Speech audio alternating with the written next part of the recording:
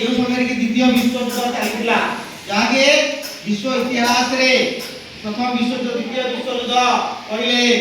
आम भारत बक्सर गोटे देह भितर कौन खेल जाए सिंहरण खेल जाए तो ये जो द्वितीय विश्व युद्ध समय पूरा भारत रो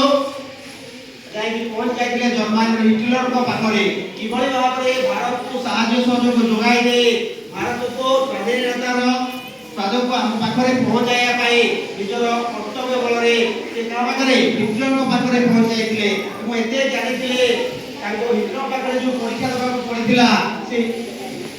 हिटलर को जेतु हिटलर को भेटिबार थिला हिटलर से समय रे माने कोन थिले क्रूर शासक थिले तो से पथिले ताको हाते सब किछि क्षमता थिला तो से जहाँ कहते से जगह होता तेणु किभଳି भाବରେ गोटे जड़े अजଣା लोक अजଣା जाकर आसी जे सुभाष चंद्र बोस ताको किभଳି भाବରେ चिन्हा से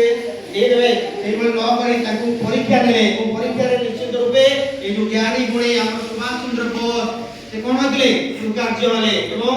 ताको जानिले जे ए जड़े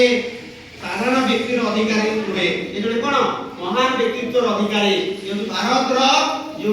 धर्मभूमि कर्मभूमि जो विकास भूमि भारत भूमि रे जाइछन हमर नेता सुभाष चंद्र बोस तो तांको जो नेता के उपाधि दियागला तांकर कार्य शैली को देखि तो हम भितरे कार्य शैली को परिवर्तन करिया दरकार हम सब किछि देखु जे